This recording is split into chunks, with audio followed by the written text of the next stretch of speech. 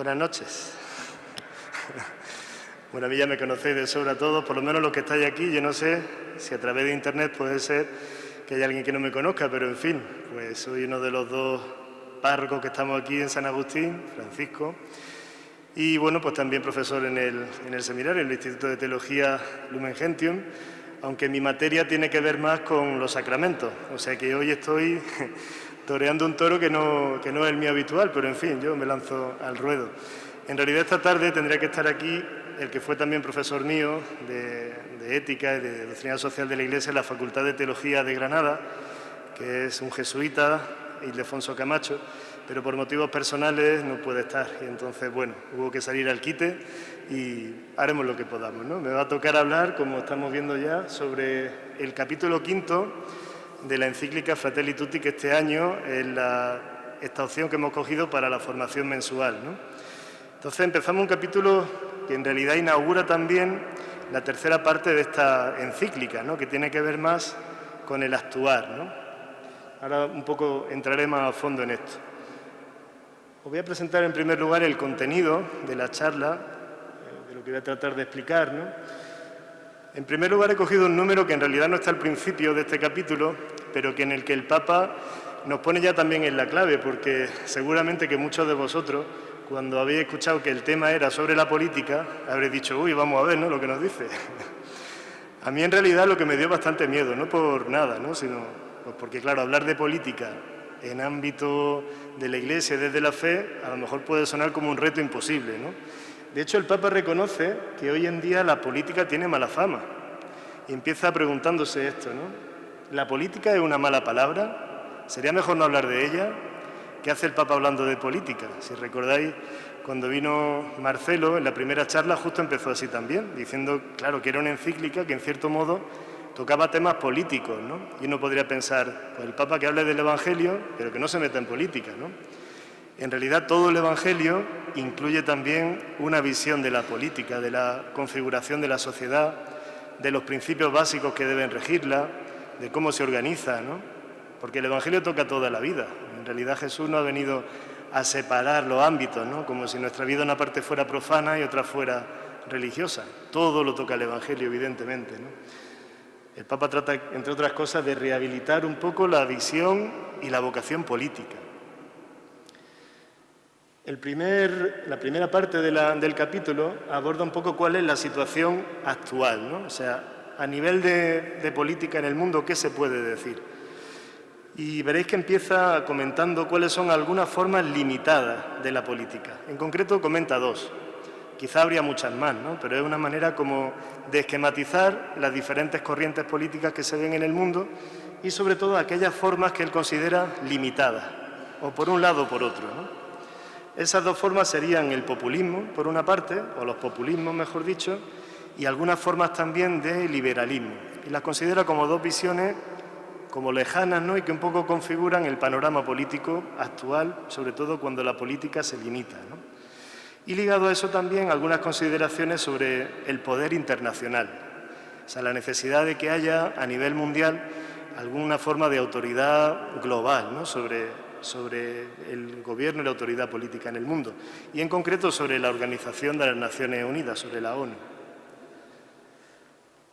El tercer punto, en realidad segunda parte del capítulo, aborda lo que sería el principio fundamental de la doctrina social de la Iglesia en torno a la cuestión de la política, y es el principio de la caridad social y política. En realidad, parece que es algo novedoso, pero en realidad fue el Papa Pío XI, a finales de los años 20 del pasado siglo, o sea, hace ya casi 100 años, el primero que utilizó un poco estas expresiones de caridad social y política. Y después todos los papas recientemente la han ido reutilizando, ¿no? Por último, esta cuarta parte de la charla, que será la última parte del capítulo, aborda ya aspectos más concretos, o sea, en la acción política, qué es lo que se requiere desde el Evangelio y movidos por esa caridad política, que es como el principio fundamental. Entonces ahí el Papa va a describir, por una parte, cuál es la actividad del amor político, cuáles son las tareas fundamentales, cuáles deben ser las primeras preocupaciones del político desde el Evangelio. Y una segunda parte, la última ya de ese capítulo, acerca de los políticos nuevos. Es decir, si queremos una política que sea mejor, necesitamos que haya también políticos nuevos, renovados según la luz del Evangelio, porque si no será imposible. La política, como todas las realidades humanas, la hacen y la desarrollan los hombres. Si queremos renovarla, necesitamos hombres nuevos. Si queremos una política mejor, necesitamos políticos nuevos. Entonces, bueno, pues por ahí irían las proposiciones del Papa. Al final trataré de sacar alguna conclusión, espero no alargarme demasiado y ceñirme un poco al tiempo que tenemos por delante. Entonces, ya sin más, pues empezamos con esta pequeña introducción acerca de la palabra de la política, ¿no? O sea, ¿realmente no sería mejor prescindir de ella? Dice el Papa, para muchos la política hoy es una mala palabra y no se puede ignorar que detrás de este hecho están a menudo los errores, la corrupción, la ineficiencia de algunos políticos. A esto se añaden las estrategias que buscan debilitarla, reemplazarla por la economía o dominarla con alguna ideología. Y termina con una pregunta que nos sirve para abrir. ¿Pero puede funcionar el mundo sin política? ¿Puede haber un camino eficaz hacia la fraternidad universal y la paz social sin una buena política? Claro, y esto justifica por qué un capítulo sobre la política en esta encíclica. El objetivo de la encíclica es plantear el sueño de la humanidad y el reto de una fraternidad realmente universal, de una comunidad internacional que viva en paz, donde haya una auténtica fraternidad entre los hombres. Y el Papa es realista. Sin una buena política ese objetivo es inalcanzable. Política en el sentido más noble de la palabra, con todo lo que significa, lo que implica, ¿no? Es verdad que nos repele la palabra, pues porque ha habido muchos casos de corrupción, lo sabemos, ¿no? Están en los telediarios todos los días. Hay muchos casos de ineficacia de la política, por desgracia, la padecemos todos los ciudadanos. También hay intentos de reemplazarla por economía, pero no basta la economía simplemente sin más. El Papa defenderá que una economía que no esté guiada por una buena política detrás, en el fondo también será siempre insuficiente, ¿no? Y peor todavía quizá el tema de la ideología. Lo va a criticar mucho, lo voy a citar varias veces. Fue muy interesante, por novedoso también, ese discurso que improvisó el Papa Francisco delante de nuestro presidente. Cuando fue Pedro Sánchez en el mes de octubre, pocos días después de publicar esta encíclica, estuvo allí visitando el presidente del Gobierno al Papa y no se esperaba que hablara. Y sin embargo tomó la palabra y dijo un discurso breve, apenas un folio, que me pareció interesante leer, porque claro, estaba justo en el ambiente de la publicación de la encíclica, ¿no? Y es oportunísimo. Luego iré citando algunos extractos de ese discurso en el que, entre otras cosas, critica mucho cuando la política se convierte en mera ideología sin nada más detrás, ¿no? Con el riesgo que eso tiene, pues para todos nosotros. Bueno, pues yendo un poco al esquema general de la encíclica Fratelli Tutti, ya sabéis que lo que pretende proponer el Papa en ella es, siguiendo los pasos de San Francisco de Asís, un amor que va más allá de las barreras del tiempo y del espacio. Así arranca la encíclica, es decir, un amor que considera y que hace feliz a quien ama al otro. Y en esto consiste lo esencial de una fraternidad que es abierta, que siente y que percibe al otro, sea quien sea, como uno que me pertenece. Esta expresión la he tomado del Papa Juan Pablo II, en realidad, de una encíclica también que escribió al empezar el tercer milenio, Novo Millennio Neunte. En el número 43, el Papa proponía ahí una espiritualidad de comunión y, entre otras cosas, decía que esa espiritualidad comienza siempre que somos capaces de sentir a cada hermano que tenemos delante como uno, como alguien que me pertenece. Justo un poco la misma idea del Papa Francisco. Como veis, también hay continuidad en el magisterio, ¿no? No damos saltos. Un poco desarrolla el pensamiento y las ideas que otros papas han ido proponiendo a lo largo de la historia. El objetivo de esta fraternidad inspirada en San Francisco de Asís, de este amor, ¿no?, es crear en el mundo una auténtica fraternidad.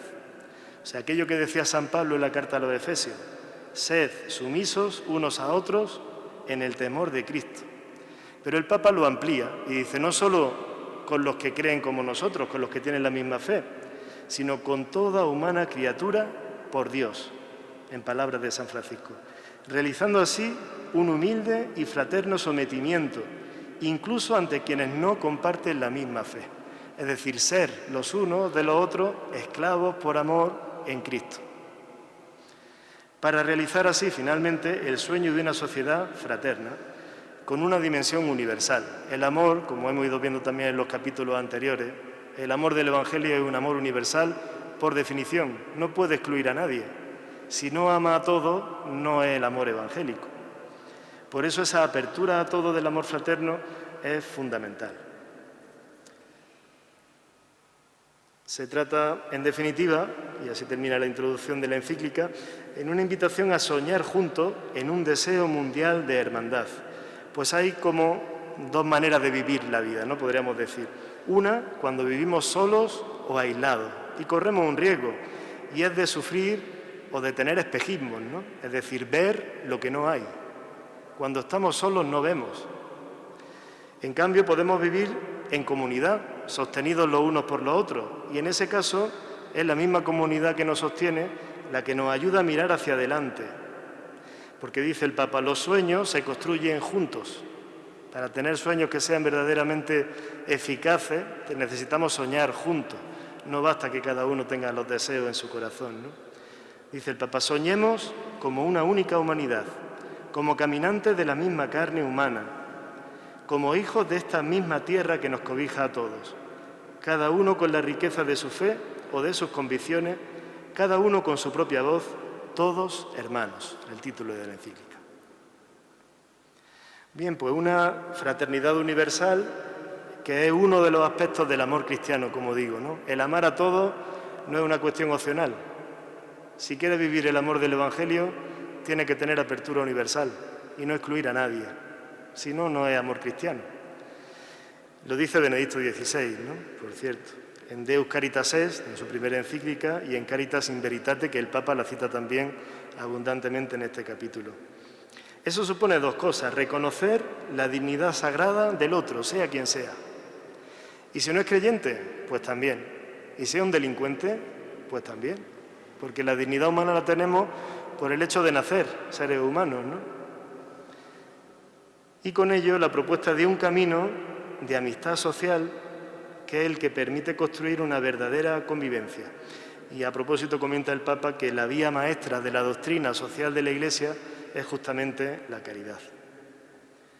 Bien, pues las tres partes, esto lo voy a pasar un poco más rápido. La encíclica tiene como tres partes. El primer capítulo, que ya nos explicó Marcelo, sobre el ver, ¿no? Sobre las sombras de un mundo cerrado.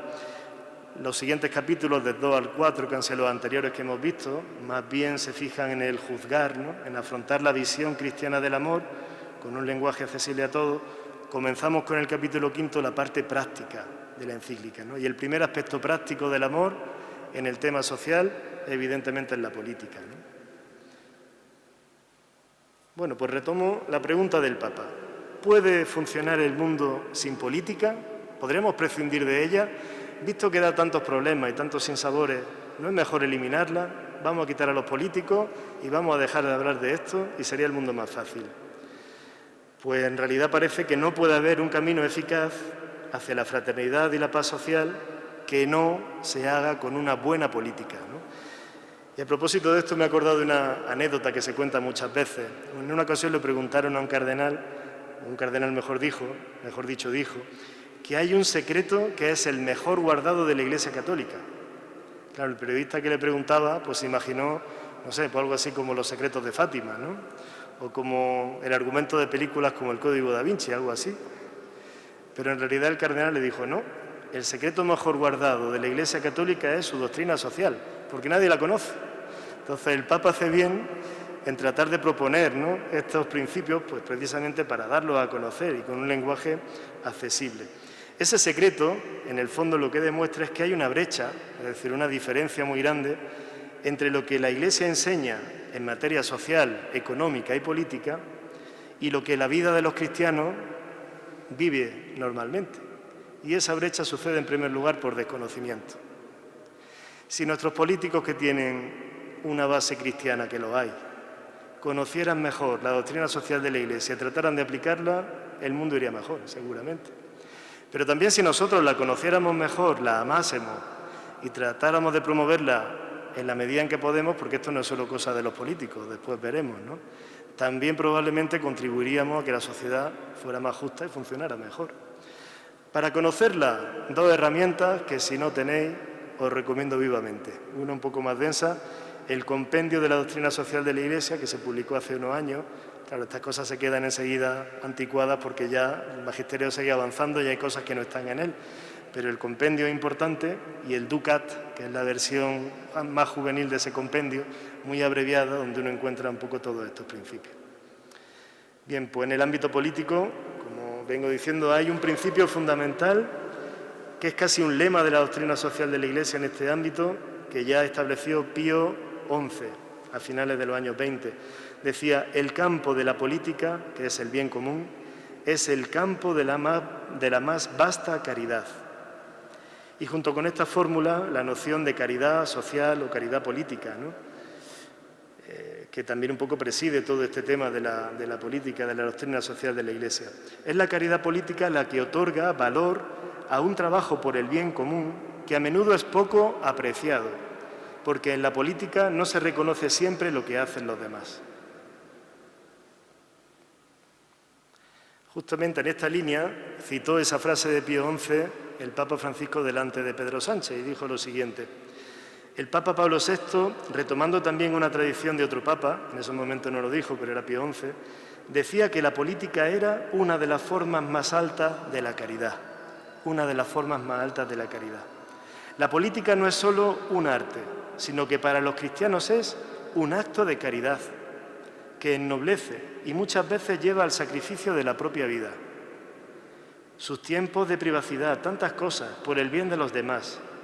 Y esto porque el político tiene entre sus manos una misión difícil, muy difícil. Sé que no le es fácil, así que tenga usted, se lo decía Pedro Sánchez, transmítalo a los miembros de su Parlamento lo que piensa el Papa de esto.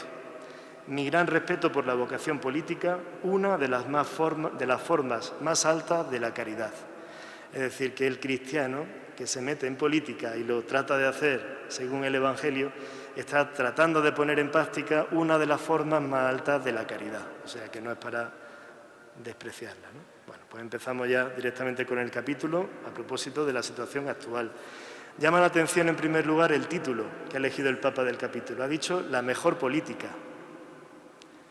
Y espontáneamente uno pensaría en la nueva política, porque es una expresión que se ha repetido mucho últimamente, ¿verdad? En España la conocemos también. El Papa, sin embargo, no ha dicho nueva, ha dicho mejor. Y aquí me apoyo también un poco, le doy las gracias públicamente al que fue mi profesor de Doctrina Social de la Iglesia en el Seminario de Granada, que es un sacerdote de la diócesis de Valladolid, José Ramón Peláez, que tiene un canal, por cierto, de YouTube, también amigo, ¿no?, y que os recomiendo, que se llama La Doctrina Social de la Iglesia, y él va explicando también brevemente cada capítulo. En 8 minutos da una pincelada que puede venir muy bien, ¿no? Pues José Ramón nos dice, entre otras cosas, que frente a la disyuntiva entre la vieja y la nueva política, que a veces se oye en los medios, ¿no?, los de la nueva política, los de la vieja política, el Papa habla en realidad de la mejor política, porque en realidad dice, ¿no?, la nueva política parecía, se ha demostrado al final, ¿no?, que perseguía el mismo objetivo de la vieja, que en el fondo se trataba de conseguir el poder. Entonces, para no entrar en esta distinción entre nueva y vieja, el Papa dice, pues no, ni nueva ni vieja, la mejor. ¿Mejor por qué? Pues porque tiende al bien moral. Un bien moral del que se ha hablado ya en la segunda parte, en los capítulos 2 al 4. Un bien moral que es el bien común, expresión típica de la doctrina social de la Iglesia, y que supone que creer que existe un bien moral objetivo, una verdad, que es la dignidad de toda persona humana, en especial de los pobres y descartados al borde del camino. Esta mejor política es mejor porque busca siempre el bien común y pretende ofrecer así un proyecto común sostenido por un adecuado marco institucional, que es a la vez político, cultural, social y económico, en el que se respetan y se defiendan los derechos de todas las personas y se construye un nosotros, una fraternidad que habite la casa común, una comunidad mundial que viva de la amistad social entre pueblos y naciones. El criterio para discernir entre estos sistemas políticos que el Papa un poco entra a juzgar, ¿no?, pues el criterio en el fondo es el de la mejor política, poner en el centro de la atención a los más débiles, a los descartados por las diversas formas degeneradas de la política, ¿no?, que los utilizan. O sea, el criterio para valorar las distintas corrientes políticas es la atención que prestan a los más débiles. Es lo propio también del Evangelio. Amar especialmente a los más pequeños. Nos lo dice el Señor en la parábola del juicio final, ¿no? Tuve hambre y me disteis de comer. Cada vez que lo hicisteis con uno de estos mis hermanos más pequeños, conmigo lo hicisteis. El criterio para valorar cualquier corriente política es la atención real y efectiva a los más débiles, ¿no? Y ahí hay dos extremos, los dos negativos. Las formas populistas de la política, dice el Papa, utilizan a los pobres demagógicamente para alcanzar sus fines. Las formas populistas utilizan como una visión sencilla, demasiado simplificada, falsamente sencilla de la realidad, demagógica, para utilizar a los pobres. En realidad no para servirles, sino para posicionarse. Ciertas formas liberales, también igualmente limitadas, en cambio, utilizan a los pobres al servicio de los intereses de determinados poderes económicos. También sucede. Poner el capital en primer lugar hace que las personas ocupen el segundo. Si esto lo vemos de forma radical, es así. En ambos casos se pone de manifiesto los límites de un mundo cerrado, dice el Papa. Un mundo cerrado en sí mismo que no acoge a los más débiles, ni respeta la diversidad de las culturas. Bueno, pues empezamos con la primera forma política que critica, los populismos, ¿no? Populista, dice el Papa, y critica también un poco la palabra, se ha convertido hoy en día en una etiqueta que se aplica casi como un insulto. Hoy en día se han puesto de moda estas palabras que los políticos se dicen unos a otros, que en realidad sirven para crear polarización, crispación, para dividir, pero en realidad no ayudan nada, ¿no?, dice el Papa. Entonces, esa palabra es etiqueta e índice de la polarización de la sociedad y de la superficialidad de los análisis. ¿Cuánto caen en esto todos los políticos? Hoy en día se analizan las cosas muy por encima y es más fácil utilizar una palabra para insultar o para descalificar al contrario que en el fondo entrar a fondo en el análisis de las ideas. Eso lo hace muy poquito. ¿Conviene eliminarla?, dice el Papa, puesto que populista se ha convertido en una palabra casi ofensiva, vamos a quitarla también, como la política. Dice el Papa, pues no, porque corremos el riesgo de prescindir de la idea de pueblo, que para el Papa es irrenunciable. Se sabe que la formación del Papa, en ella, en su idea, es fundamental la teología del pueblo. El Papa viene de América Latina, ¿no?, y se ha crecido también al calor de todas estas teologías, ¿no?, de la teología del pueblo. Es una categoría central y además la defiende porque de ella dependen otras dos que son muy importantes, entre otras la democracia. La misma democracia puede caer si quitamos la idea de pueblo. La democracia es el gobierno del pueblo, ¿no? ¿Y sociedad? ¿No podríamos hablar de sociedad en lugar de pueblo? Sociedad, dice el Papa, en realidad no es más que la mera suma de individuos. Una mera suma de individuos que en realidad no equivale a pueblo. Porque pueblo, en cambio, sustenta, es la única categoría que puede sustentar un proyecto común, que es posible y realizable solo proponiendo un sueño colectivo. Es decir, más que la mera suma de individuos, el pueblo es una realidad social donde las personas se interrelacionan entre ellas. No somos individuos, no somos islas, sino que formamos un pueblo. Pueblo, por tanto, dice el Papa, es una categoría mítica, utiliza esta palabra, ¿no? Él ve como varias dimensiones en la política. La primera dimensión sería la dimensión mítica, ¿no? Y lo justifica de la siguiente manera. Dice, para explicar lo que es un pueblo no bastan las categorías lógicas, que sería la otra dimensión de la política, sino que hay que basarse en la idea de una identidad común. Lo que caracteriza a los pueblos es una identidad común, una cultura, por ejemplo, ¿no?, una lengua, unos sueños, unos valores. Y eso no se puede explicar solo con categorías de la lógica o de la ciencia sociológica, por ejemplo, ¿no? Hay unos lazos sociales, culturales, que tienden lentamente hacia la realización de un proyecto común. Y aquí habla el Papa de la importancia de los líderes populares, que no siempre son buenos tampoco, ¿no?, pero son necesarios. Dice, estos líderes populares prestan un servicio bueno cuando son auténticos, es decir, capaces de aglutinar y de conducir al pueblo. pero también cuando son capaces de ceder el puesto a otro en favor del bien común. Esto a menudo no sucede. En estos líderes populares, muchas veces, una vez que llegan al poder, ahí se quedan, y no hay quien los saque, ni con agua caliente. Y entonces en ese momento dejan de ser auténticos líderes populares, lo dirá el Papa, ¿no? Efectivamente, él ve dos riesgos básicos en la cuestión de los populismos, de las corrientes más populistas. Una sería la del insano populismo y otra la del inmediatismo. Las dos están muy presentes también hoy en día. En cuanto al insano populismo, ve el peligro que tiene de instrumentalizar políticamente la cultura del pueblo al servicio del propio proyecto personal del líder y de la perpetuación en el poder. Es cuando el líder popular manipula esa identidad de pueblo para llegar al poder y perpetuarse en él, sin ser capaz de cederlo a otros, ¿no? Estos grupos populistas son cerrados, que es lo contrario de la categoría de pueblo, que es abierta. Es decir, siempre en movimiento, siempre dispuesto a acoger al diferente, incluso sin negar la propia identidad, pero con capacidad de evolucionar. El otro riesgo de los populismos sería el inmediatismo, que esto también está muy de moda, claro. Los populismos proponen metas inmediatas, fáciles y rápidas, ¿no? Donde solo se responde a exigencias populares. Es la demagogia. Ofrecer las soluciones de lo que la gente busca, de las necesidades que son aparentemente más urgentes, dar soluciones fáciles, ¿no? Con el fin de obtener la aprobación y el voto fácil.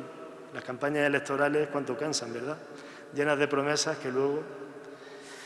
Pero dejando de lado la tarea ardua y constante que genere a las personas los recursos para su propio desarrollo. Claro, con este inmediatismo se pone en duda el principio de subsidiariedad, ¿no? Es decir, el Estado se convierte en una especie de Estado mamá, asistencialista, que da todo lo que necesitan las personas, pero sin capacidad para que ellas mismas se desarrollen, que es lo propio de la dignidad humana también, ¿no? Y luego comenta el riesgo de la ideología, en ese discurso al presidente de España que ya he comentado antes, ¿no? ¿Cómo se soluciona estos riesgos que tienen las corrientes populistas? Pues dice el Papa, el gran tema aquí es el trabajo. El único medio que es realmente popular es el trabajo, que tiende al bien común, que permite el desarrollo de las semillas que Dios ha puesto en cada uno de nosotros. El trabajo, un trabajo digno para todos, es la mejor ayuda para un pobre. Nosotros aquí tenemos Cáritas en la parroquia y es verdad, tratamos de salir al paso de las necesidades más urgentes, que hay que salir al paso de ellas, porque si no, hay familias que no comerían, hay que hacerlo. Pero el mejor servicio al pobre es darle un trabajo digno, que él mismo pueda desarrollarse, no solo asistirlo, y esto es lo propio de la política, ¿no? Detrás de esa mejor ayuda está el principio de la dignidad personal. Sin un trabajo digno no hay desarrollo personal, ni relaciones sanas, ni vida de pueblo.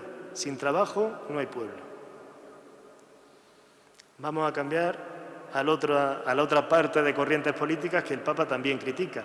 Los valores, dice él, y los límites de las visiones liberales. Ahora estamos un poco en el otro extremo. Si las categorías más bien populistas están dentro de la dimensión mítica, estas entran dentro más bien de la dimensión más lógica, que llama él, ¿no? Son tendencialmente más individualistas. El liberalismo suele ser más centrado en el individuo, ¿no? Y en su libertad personal. Y tienden a rechazar la categoría de pueblo. Y tienden a entender la sociedad como la suma de intereses individuales que coexisten. Todos tenemos en la mente lo que eso significa. No hay un pueblo sino una sociedad formada por individuos con sus propios intereses privados y particulares que compiten entre sí. La sociedad se convierte más bien en un mercado, ¿no? De lo que se trata para esta política es más bien de respetar las libertades, pero sin una narrativa común. Y por ello suelen acusar de populistas a quienes defienden los derechos de los más pobres. Estos suelen ser los que etiquetan a los otros como populistas, ¿no? El Papa dice que eso es una polarización innecesaria, ¿no? Estas visiones más liberales representan esa dimensión más lógica, ¿no? Que lo que sería propio de un paradigma tecnocrático, es decir, pues la mejor manera técnica de hacer que las cosas funcionen de modo eficiente, ¿no? Que produzcan los mejores frutos con el mejor esfuerzo, que eso en principio no es malo, ¿no? efectivamente, el problema no está en las cosas, dice el Papa, el problema está en el uso que se hace de ellas. El problema en el fondo está en el corazón, que el corazón del hombre, por su propia fragilidad, tiende a ser egoísta. Sin embargo, el Papa es optimista, dice, bueno, con la ayuda de Dios se puede vencer el egoísmo del corazón del hombre. Si para responder a estas corrientes más populistas el Papa propone el trabajo, para responder a las corrientes más liberales propone el tema, la gran tarea de la educación. O sea, educación y trabajo serían los dos pilares fundamentales de la política para el Papa, obviamente, ¿no? Una tarea educativa que dé calidad a las relaciones humanas, y puesto que muchas de estas corrientes liberales ignoran la fragilidad humana, hacen como si no existiera, pero el mercado resulta que, puesto que está formado, o en él actúan personas que tienen un corazón frágil y que tienden a ser egoístas, el mercado por sí mismo no va a funcionar bien si no tenemos de nuevo hombres nuevos, bien educados, ¿no? El mercado por sí mismo no lo resuelve todo. Esto parece que está claro, aunque muchas veces se nos cuela la idea contraria. Es un dogma del liberalismo pensar, de la fe neoliberal, llama el Papa, que el mercado por sí mismo se autorregula. Pero dice el Papa, eso en realidad no es así. Si tú dejas que el mercado vaya por su cuenta, los ricos serán más ricos, los pobres serán más pobres. Es necesario, en cambio, dice el Papa, una política económica activa, que no tenga como único fin la especulación financiera y la ganancia fácil. O sea, en el centro no puede estar el capital, ¿no?, la ganancia sin más. En el centro tiene que estar la persona humana. Es necesario también que haya formas internas de solidaridad y de confianza recíproca en la sociedad, ¿no?, sin las que el mercado no puede cumplir su propia función económica. Y decía ya el Papa Benedicto XVI en Caritas in Veritate hace ya más de 10 años, que hoy eso ha fallado. Y hoy es en 2007. Si hoy lo actualizáramos, pues podríamos decir que ha fallado incluso más todavía, ¿no? La pandemia, de hecho, comenta el Papa el ejemplo, ha puesto de manifiesto la insuficiencia de estas teorías económicas globales. Estamos en crisis, pero no solo sanitaria, sino pues porque el mundo tal y como iba, con las reglas que existen y que lo rigen, es incapaz de dar respuesta a un desafío tan grande como la pandemia que nadie se esperaba, ¿no? Por ello es necesaria una sana política, que no esté sometida al dictado de las finanzas, sino que ponga en el centro la dignidad humana y sobre ella se construyan las estructuras sociales alternativas. Un último comentario acerca de los movimientos populares, es lo que os decía antes, ¿no? La cuestión política no es solo algo para los especialistas del mundo de la política, sino que todos nosotros como ciudadanos, como cristianos que estamos en el mundo, especialmente los laicos, vosotros, ¿no?, tenéis la tarea también de implicaros en la acción política por medio, por ejemplo, de los movimientos populares, que gestan formas de economía popular, de producción comunitaria, que promueven la participación social, política y económica. El Papa los considera un torrente de energía moral, que es capaz de incorporar a los excluidos, que desde abajo colaboran en el desarrollo del pueblo, ¿no? Y él los llama casi poetas sociales, ¿no?, porque favorecen el desarrollo humano integral, que es otro de los grandes temas de la doctrina social de la Iglesia, es decir, el desarrollo de todos los hombres y de todo el hombre, en todas sus dimensiones. Por lo tanto, no se trata de promover políticas sociales hacia los pobres, como asistencialistas, ¿no?, sino políticas sociales con los pobres y de los pobres, donde ellos sean también protagonistas de su propio desarrollo. Sin estos movimientos populares, la democracia se atrofia, pierde representatividad y deja fuera al pueblo. Bueno, pues entonces dice el Papa, pues ni la mítica política de los movimientos populistas, ni la lógica de la tecnocracia de las visiones más liberales. En el fondo lo que hace falta es una mística política, ¿no?, con S, que viene representada por la caridad social, ¿no?, que aglutina ambas dimensiones, no las niega, sino que las integra. Solo esta fuerza es capaz de transformar la historia incorporando a todos los elementos. Decía Paul Ricoeur, no hay de hecho vida privada si no es protegida por un orden público.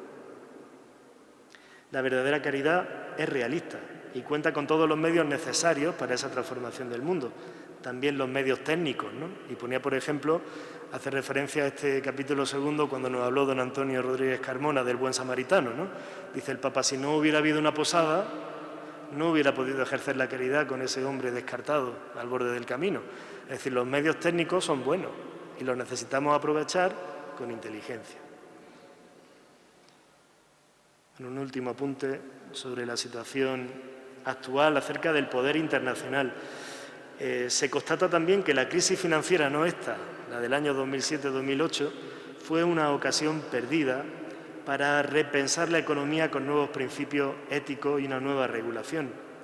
En cambio, la salida de esa crisis, dice el Papa, lo que originó fue que los poderosos consiguieran más libertad y el resto más individualismo y más desintegración. O sea que en realidad se pone de manifiesto la necesidad de garantizar la justicia, ¿no? Otro de los grandes pilares de la doctrina social de la Iglesia, que si se define habitualmente como dar a cada uno lo suyo, esa justicia se puede también aplicar y pedir no solo entre los individuos, sino también entre los grupos humanos, ¿no? Y ahí, a nivel mundial, el Papa percibe la necesidad de que haya una distribución del poder, es decir, que no esté todo centralizado, ¿no? Que haya además un sistema jurídico de regulación que lo limite, que limite al poder. Frente al poder creciente, por ejemplo, de las grandes multinacionales, de las compañías transnacionales, que él llama, haría falta una forma de autoridad mundial regulada por el derecho. Ya lo pedía también Benedicto XVI en Caritas in Veritate. Haría falta, por lo menos, organizaciones mundiales más eficaces, como la ONU, pero que necesita también una reforma, porque en el fondo no cumple su papel, que aseguren eficazmente el bien común y que permitan construir una familia de naciones.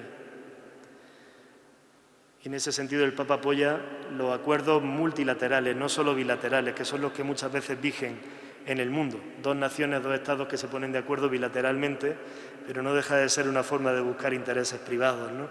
En cambio, lo que garantiza una verdadera justicia mundial son acuerdos multilaterales, ¿no? La ONU, por ejemplo, podría ser una buena herramienta. Bueno, hemos visto ya los dos primeros puntos. Vamos a pasar al tercero, el principio fundamental de la doctrina social de la Iglesia en política, la caridad social y política.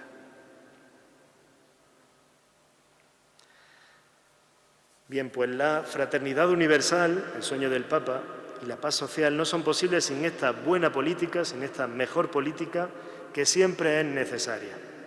Y para que sea realmente política y no otras cosas, dice el Papa, no puede reducirse a mera economía ni a tecnocracia, según proponen más bien las visiones liberales, ¿no? Necesitamos una sana política, dice el Papa también, ¿no? Que tenga una visión amplia y que sea capaz de replantear íntegramente las instituciones. Y aquí hay que decir no, por ejemplo, al cortoplacismo, a plantear objetivos que sean inmediatos, ¿no? Sin tener visión a largo plazo. Hay que decir no también al mero interés electoralista, o sea, no buscar solo la ganancia, ganar las elecciones, o salir los primeros en las encuestas, que parece la única preocupación, sino hacer crecer la patria, como le dijo a Pedro Sánchez, ¿no? Lo que él entiende por patria, el Papa. Dice, al contrario, es necesario tender al bien común a largo plazo, con un proyecto de nación, un proyecto común que se base en la justicia. No hay que poner solo parches, ofrecer soluciones parciales, sino una economía integrada, un proyecto político, social, cultural y popular.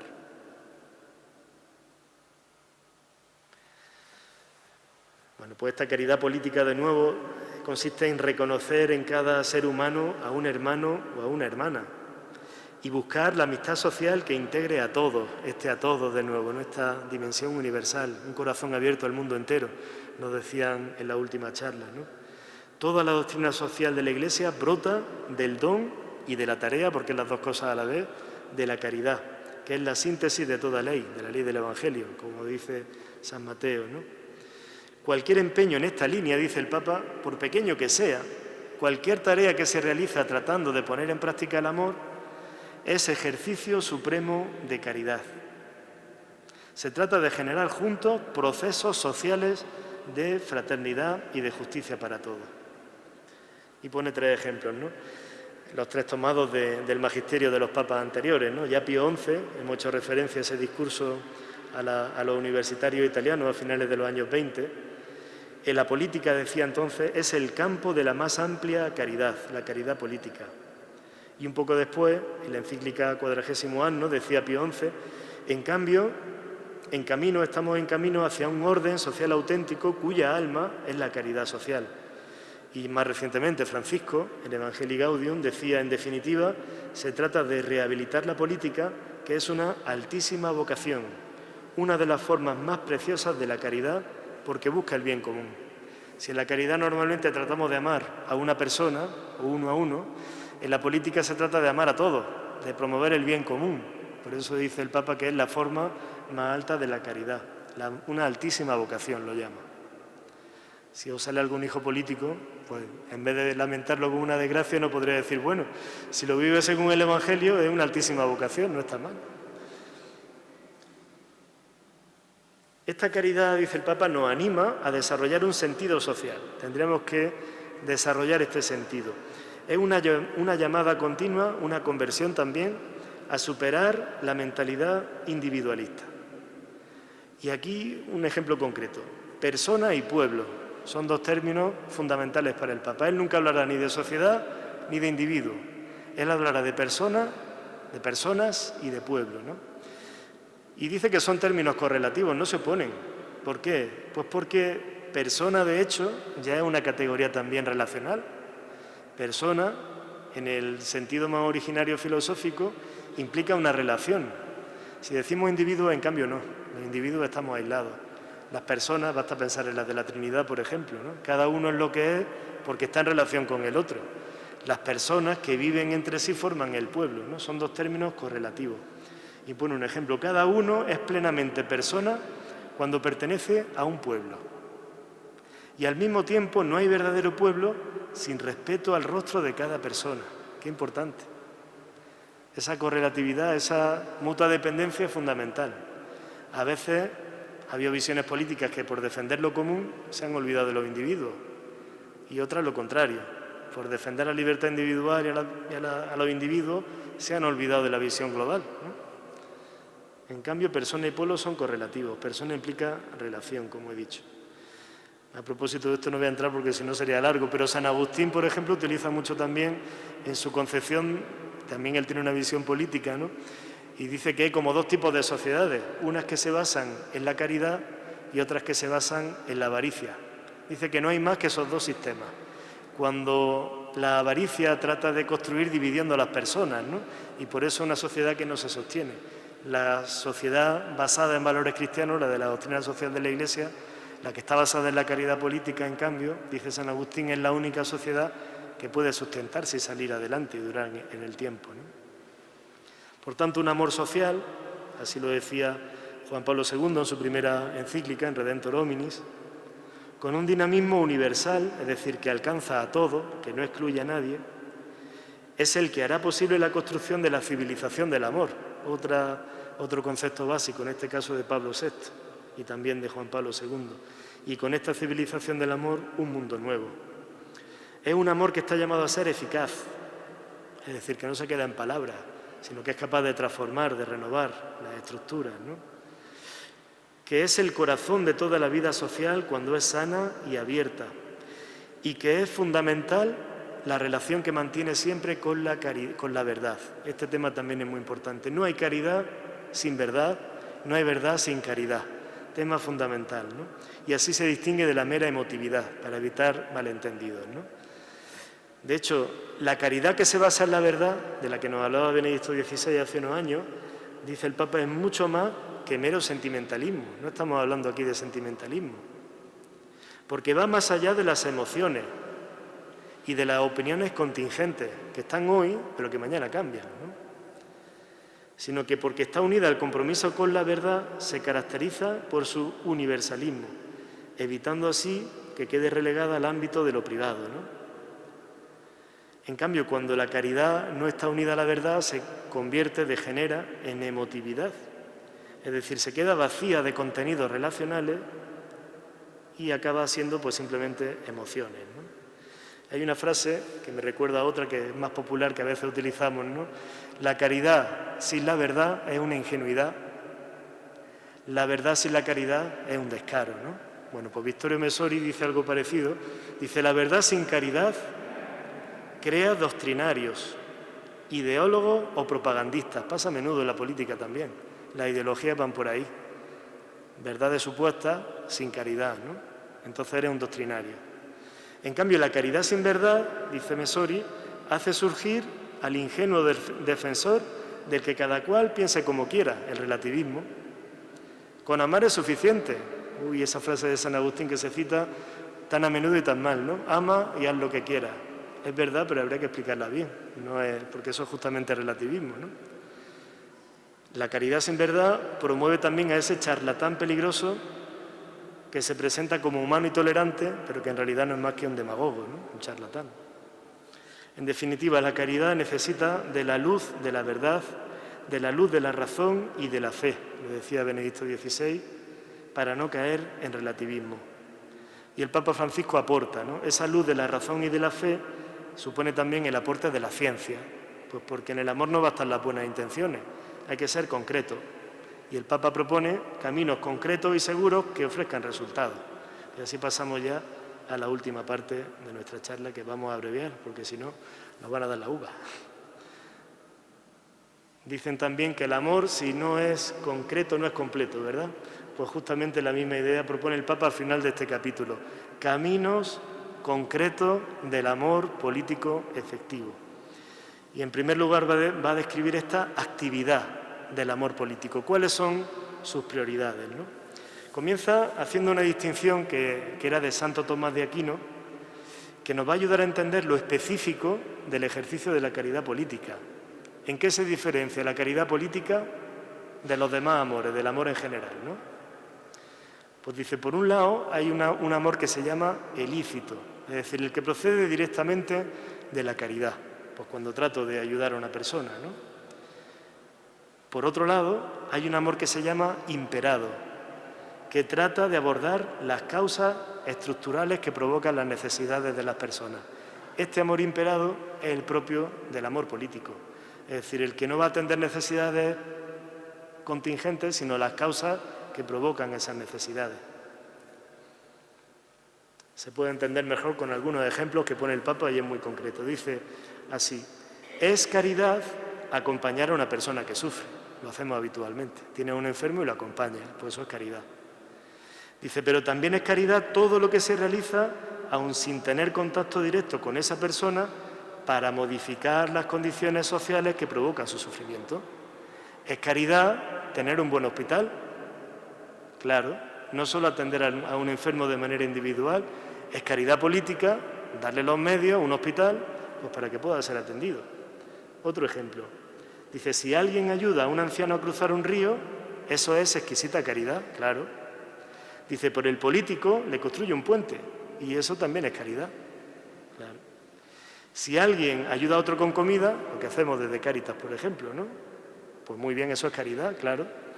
Pero el político lo que hace es crear, o lo que debería hacer, es crear una fuente de trabajo y ejercitar de ese modo altísimo, la caridad política.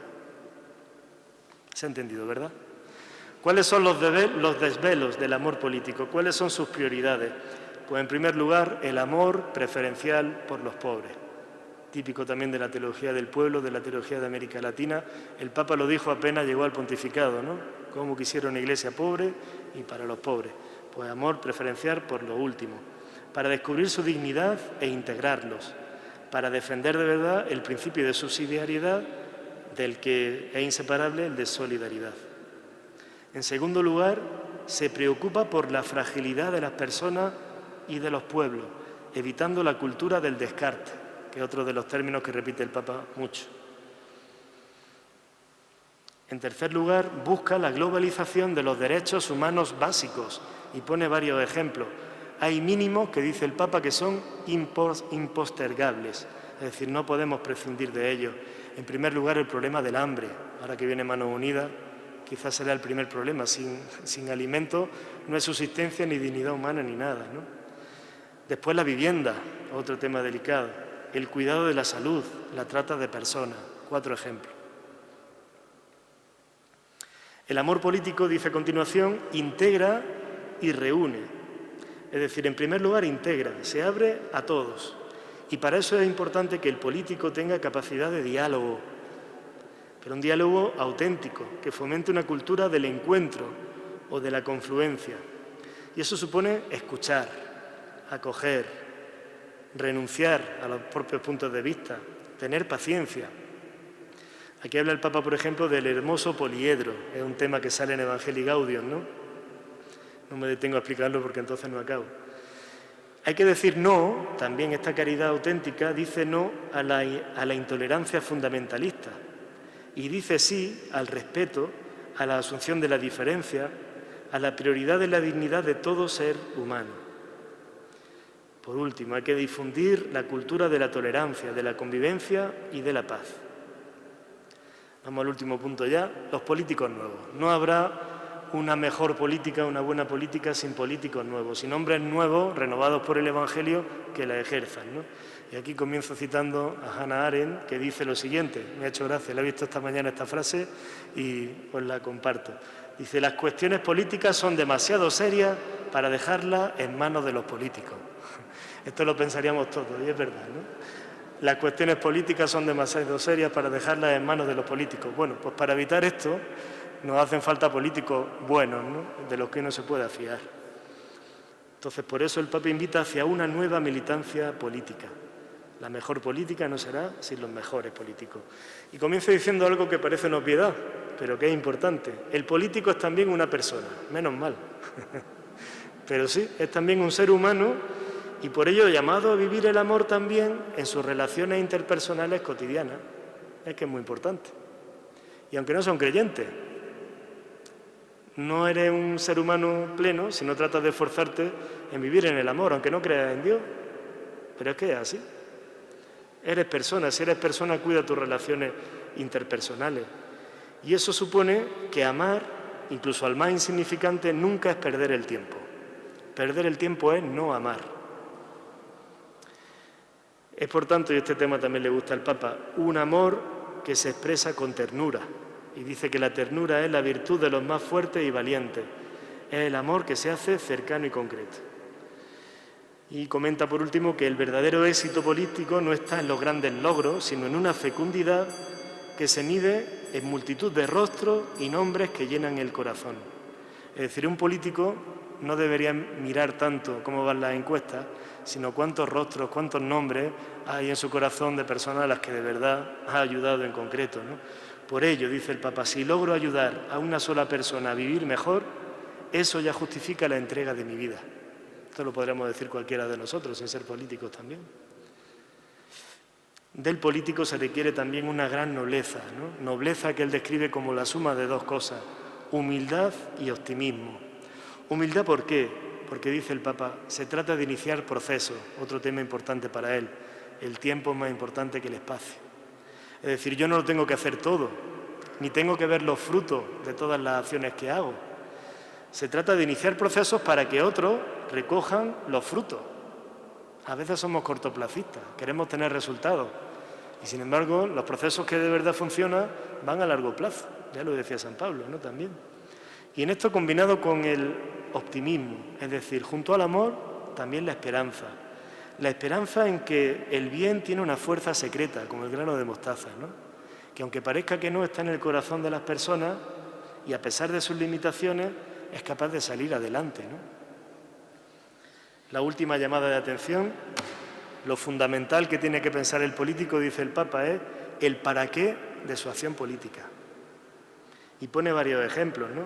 Dice, la política es más que imagen, es más que marketing, es más que maquillaje mediático, porque todo eso siembra división, enemistad y un escepticismo desolador. Cuando un político mira solo ese resultado, pierde, ¿no?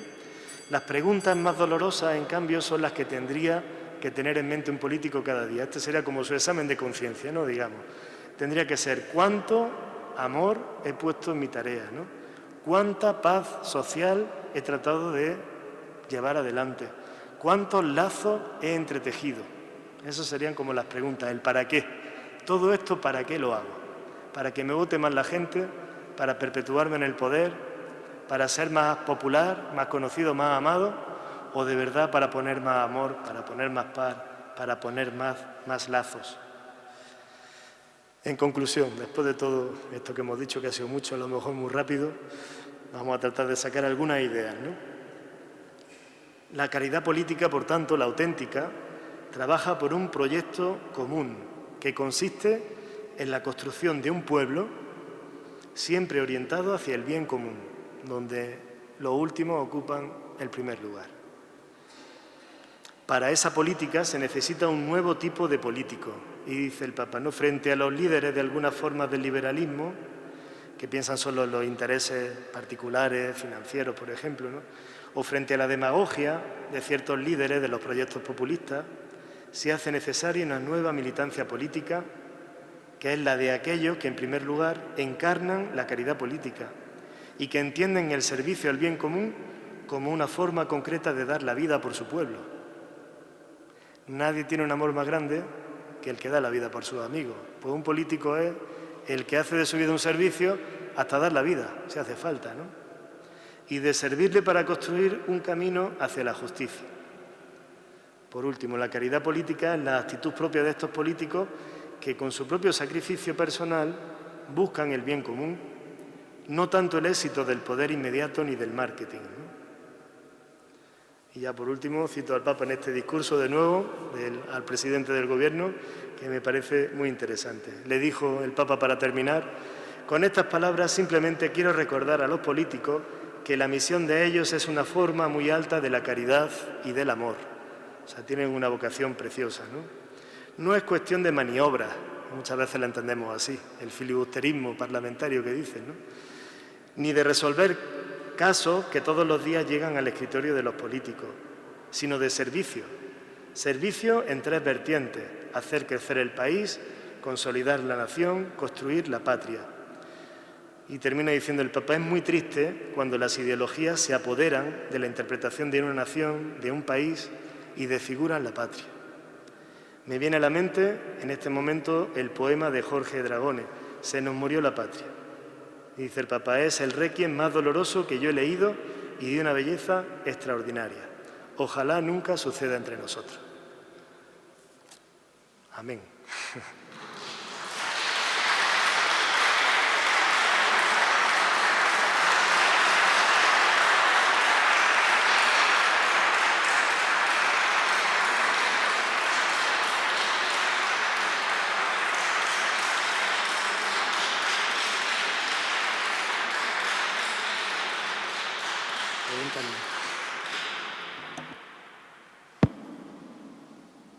Dice que preguntan, no, ¿eh? Como el tema es tan espinoso. ¿Alguna por ahí hay ya online? ¿Alguna pregunta? Marisol, le temo yo a Marisol. Pero yo tengo hoy una duda. En la política y en el gobierno, ¿le está permitido a la Iglesia representar la Iglesia como tal? Porque yo ese ideal de políticos que quiere el Papa no los veo en el gobierno. No los veo, no los encuentro. Serán católicos y apostólicos, yo no lo dudo, pero para mí este gobierno con la Iglesia es completamente opuesto. Haz lo que puedas. Con la Iglesia hemos topado. Claro, el Papa, con la doctrina social de la Iglesia, evidentemente se proponen ideales, ¿no? No está hablando de un gobierno en concreto, no está hablando de estos políticos en concreto. Lo que da es pistas de por dónde debería ir la renovación de la política para ser la mejor política, ¿no? Yo prefiero no entrar en el barro de criticar a uno, a otro, menos a un partido concreto, ¿no? Evidentemente que no. Claro, haría falta. ¿Cuál es mi posición? Yo creo que se trata también de que los cristianos sepan estar presentes también, asumir su compromiso como buenos ciudadanos con estos valores del Evangelio en la mano e implicarse en la arena política pues como puedan, cada uno con su propio pensamiento, que es legítimo, ¿no? Y desde su posición de cristiano, en el partido en el que militen, tratar de vivir este amor político que construye una verdadera fraternidad. ¿Cómo se hace eso en concreto? Pues ejemplos algunos hay, pero no es fácil, claro. Evidentemente, que este gobierno lo viva más o menos o el anterior lo viva más o menos, pues es fácil encontrar contraejemplos de que no lo viven, ¿no? Pero en este y en muchos, y en todos, ¿no? En los que hemos tenido anteriormente también. Entonces, magia no existe. Hay que reconocer la fragilidad del ser humano y de los políticos, que son también seres humanos como nosotros, pero se trata de que haya buenos cristianos que se impliquen en opciones políticas distintas. Yo lo veo así, ¿no? Y que hagan lo que puedan, claro. ¿Alguna pregunta más? Paco.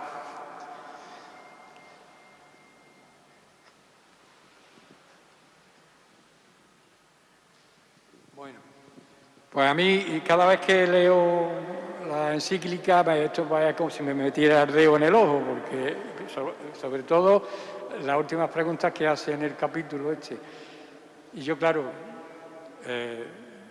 me pregunto, bueno, ¿y cuando fue allí el presidente, y esto se lo leería alguna vez o le darían una que es de más categoría que esta, así, como regalo el Papa? Y esto que dice aquí, ¿cuántos pasos se asembré que provoqué en el lugar en el que se me encomendó?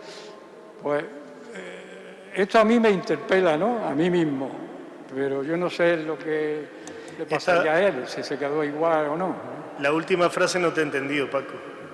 Pues lo que dice ahí, ¿qué provoqué en el lugar en el que se me encomendó? Es que no lo he entendido, ¿no? ¿En qué número? Al final de todo, sé qué provoqué en el lugar que se me encomendó. Sí. Pues eso, que ese debería ser su examen de conciencia. Lo deseable es que lo conocieran, yo no lo sé. Se supo, ¿no? Fue muy famosa aquella vez que cuando salió la encíclica en el Parlamento lo citaron, ¿no? Citaron al Papa Francisco, pues bendito sea Dios que lo citan. Pero yo creo que no se trata solo de que lo citen, porque parece que es un pensamiento así como a lo mejor en un lenguaje que todos entendemos o que les pueda gustar más o menos alguna idea. En esto somos muy dados los cristianos, también en las homilías nos pasa, ¿no? Que cada uno coge la frase que le interesa y la lanza contra tu marido, tu mujer, tu hijo, ¿no? Y dice, pues esto si se lo aplicara, ¿qué bien le vendría? Claro, mal hacen los políticos leyendo la encíclica del Papa para buscar lo que tirarle la cara al otro. Se trata de que la lean completa, de que traten de asumir el espíritu global, ¿no? Efectivamente, esas preguntas, que son como un examen de conciencia, pues que cada cual se la haga, ¿no?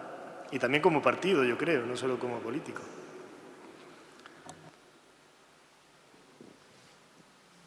Fermín.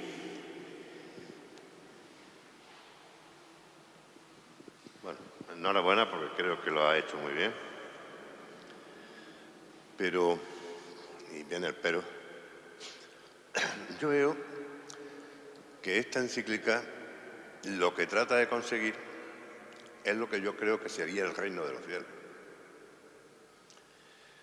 Ahora, conseguir esto en este mundo, yo no sé si soy pesimista, pero yo creo que ha habido intenciones. La ONU se creó con unas intenciones magníficas, pero no sirve para nada. Después, otra cosa que veo mal, yo creo que está bien que el Papa nos dé esto y que nosotros nos pongamos esto, digamos, como para tratar de alcanzar eso. Que no lo vamos a alcanzar, pero debemos de... y yo me pregunto, ¿y otras religiones? ¿Qué pasa, como dicen, yo no sé si será verdad, ¿no?, que en el año 50 ya habrá un 30% de árabes en este país y que pueden llegar al gobierno y que alguno de ellos ha dicho, no lo conseguimos con las guerras, lo vamos a conseguir por las buenas? Entonces, todo esto a mí me crea un pesimismo muy grande. Realmente no es una pregunta, es una cosa que yo siento, ¿no? Y bueno, no, nada más, porque no quiero entretener.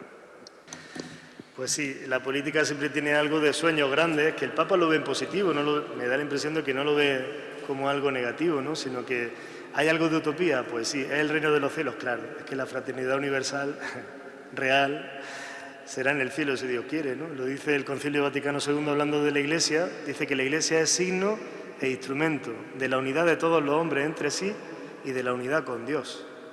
Eso es la fraternidad universal. Pero es signo e instrumento, es decir, es siempre una pequeña señal, ¿no?, un adelanto, un empiezo, un comienzo, pero eso será verdad en el cielo, claro. Lo que pasa es que no podemos cansarnos de proponer, ¿no?, estos ideales, de marcar un camino. El Papa dice iniciar procesos, ¿no? Con respecto a la pregunta que planteaba al final, que también es muy importante, no lo he citado, pero otro documento que está aquí detrás, claramente, es este de la Fraternidad Universal que firmó también con el imán en Abu Dhabi, ¿no? Hace pocos días se celebró esta jornada de la fraternidad, recordando este segundo aniversario de ese documento, es muy importante.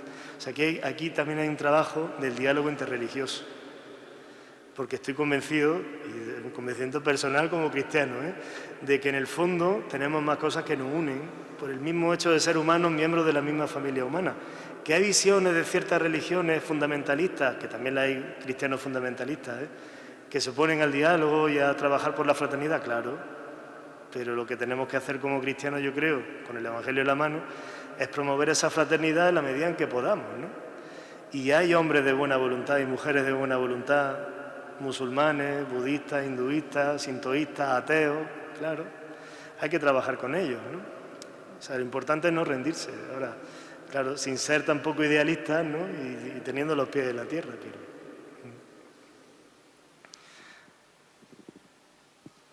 ¿Alguna pregunta más? Aquí en el chat dicen todos que fenomenal, pero hay una tónica general lo que ha dicho Fermín. Decía la última, Ángeles Molinero, ¿verdad? Decía, Francisco, enhorabuena, muy claro y muy difícil de conseguir políticos que lo apliquen. Muchas gracias. Pero bueno, nosotros rezamos y tratamos de hacer política también en la parte que nos toca, buscar el bien común y esa caridad que siempre se expande. Pues ya está, muy bien. Pues muchas gracias por vuestra atención y paciencia.